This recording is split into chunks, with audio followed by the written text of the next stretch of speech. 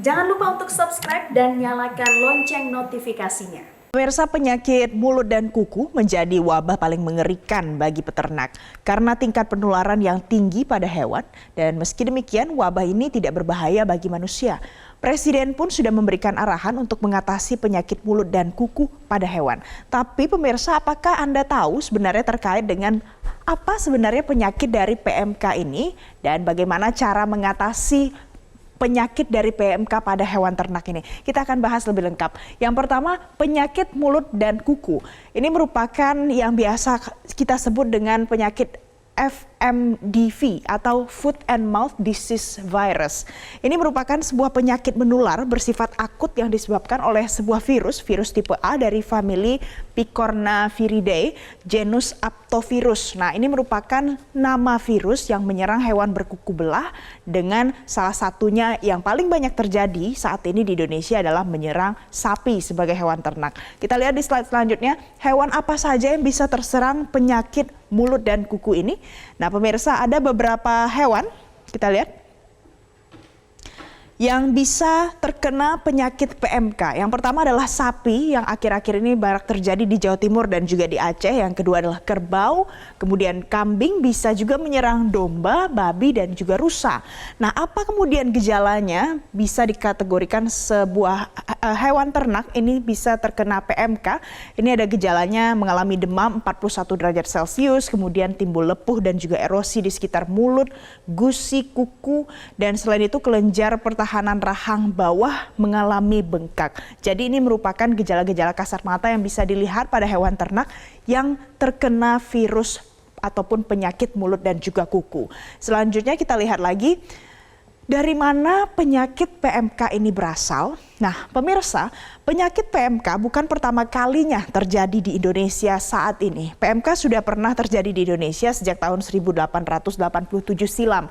Namun memang juga selesai masalah wabah dan juga penyakit ini, namun kemudian terjadi lagi. Nah, penyakit ini berasal dari beberapa transmisi ataupun penyebaran yang bisa terjadi di hewan ternak. Yang pertama adalah aerosol yang terinfeksi. Jadi ini adalah partikel padat yang tersebar melalui udara dan juga cairan. Kemudian ada virus di dalam susu dan juga di air mani. Kemudian kandang yang terkontaminasi. Jadi kalau ada satu kandang yang berisi lebih daripada satu sapi ataupun kambing, ada satu yang terinfeksi, maka sapi atau kambing yang lain juga bisa terkontaminasi dari PMK. Kemudian bahan yang juga terkontaminasi, dan yang terakhir adalah daging yang terinfeksi virus. Jadi virus ini bisa menular dengan cepat di antara hewan ternak. Selanjutnya kita lihat lagi. Ini merupakan penyakit yang sudah dikonfirmasi terjadi di hewan ternak di Indonesia, dan pemerintah mengkonfirmasi beberapa kasus yang terjadi. Dua di antaranya adalah di Provinsi Jawa Timur dan juga di Provinsi Aceh. Nah, pemirsa, kalau kita lihat angkanya cukup banyak. Di Jawa Timur ini bisa sampai 3.205 ekor yang terpapar PMK. Dengan sebarannya ada di Gresik, Sidoarjo, Lamongan, Mojokerto, dan kemudian di Provinsi Aceh ini ada 2.226 ekor yang sudah dilaporkan dengan sebaran di Aceh Tamiang dan juga di Aceh Timur. Nah, inilah mengapa pemerintah diminta segera melakukan lockdown zonasi untuk mencegah penularan dari PMK ini terjadi di berbagai provinsi lain yang ada di Indonesia. Kemudian bagaimana terkait dengan langkah pemerintah untuk menyudahi PMK ini? Yang pertama, PMK ditetapkan sebagai wabah oleh Menteri Pertanian. Kemudian pendataan harian ini terus dilakukan, pemirsa, terkait dengan berapa banyak populasi yang terinfeksi PMK. Jadi penting untuk mengidentifikasi lebih awal supaya kita bisa tahu langkah pencegahan berikutnya apa. Selanjutnya adalah pemusnahan hewan ternak yang terinfeksi.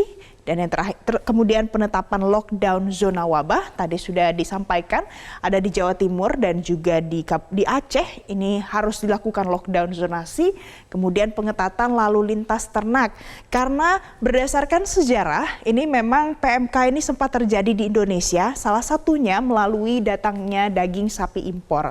Dan yang terakhir, bagaimana langkah akhir untuk menyudahi wabah ini adalah dengan melakukan vaksin PMK.